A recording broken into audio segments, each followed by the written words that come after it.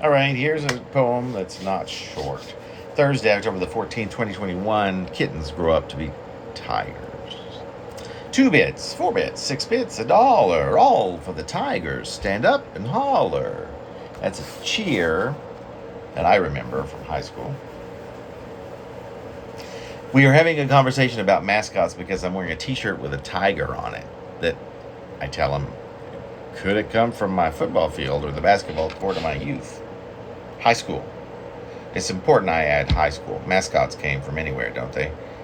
Come from anywhere, don't they? But aren't they usually from high school or college, particularly associated with team sports, right? Assigned often to a school or institution on the whole, yes. I had fallen asleep on my broken chair for something like 2 hours. And when I woke up, I felt not only upset to have missed the 2 hours, but also a little violated.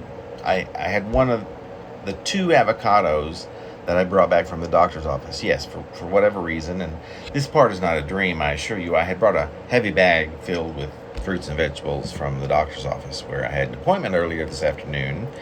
The nurse literally said, you get your prescriptions from your doctors. Well, this is your food prescription. That's what she said. I was a bit giddy over the prospect of going through whatever was in the heavy bag when I got home, which I did. And the first thing I was to bring out of the bag, blackberries. I ate the entire carton of them. It did not even get up to wash them first. They were so sweet and so perfect.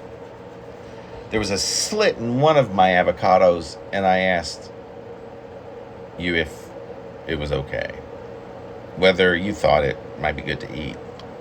You seem to love avocados. They're always talking about adding them to this, that, or the other. You seemed a little nonplussed at my asking, but said it should be fine. You suggested peeling it a certain way, and I was already eating it right out of the green, leathery skin, avoiding the pit, the seed, that object in the middle that I took many years ago from another avocado someone had peeled and eaten or cooked with or made guacamole dip with, and hung with toothpicks over an open container of water, the nut barely touching the water. Where I lived at the time I was in undergraduate school, our mascot was, we were the Warriors. There weren't a lot of sports at my undergraduate college, and the seed inevitably grew roots that swirled about in the water. So then I planted it in an actual soil, and I remember keeping the plant I grew from the pit of an avocado for quite some time, probably hauling it to the first lonely apartment in which I lived by myself. This was in downtown Little Rock, and it was there in that lonely apartment that my avocado plant probably bit the dust. Anyway, as I scoop and eat the absolutely delicious fruit of the avocado, you mentioned something about being careful not to get avocado hands. My hands have clumps of little green avocado, and I have to reply that it's too late, but you say something else that gives me the impression that avocado hands is more of an affliction, not just hands messy with avocado. I take note. But don't worry at all, thinking how splendid the taste and once it's all gone, the aftertaste is in my mouth. I wonder, like I sometimes do about various foods, why I don't eat more of them, don't buy them fresh and bring them home and enjoy them on the spot like I just did today. Thanks to the nurse at my doctor's office, I looked down at the tiger on the belly of my shirt, a shirt belly that I'd love to lose some of. And I think about mascots and cheerleaders and football games and basketball games I'd go to because I was in the band.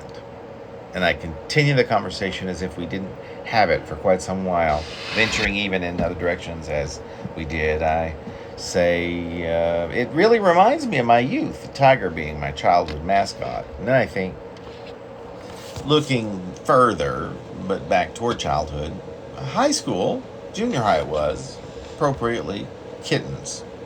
To which you reply, kittens? School mascots? And I just respond as if not really hearing you. Inert tigers in a way, babes in the world of a tiger land. And then I get up from my broken and wobbly chair, the one I've been asleep on for 2 hours. A few pages from a new book of poetry that I've picked up this afternoon, Something for Everybody by Ansel and Berrigan. And I bring my laptop, appropriately enough, onto my lap, and I write these few words that I've written, which I will post soon, passing them along to whomever might wander by, glance over some of the words, or stay to read through it to the end, or listen to me for I don't know how many minutes. In either case, I'm happy you're here. Thank you very much for the company.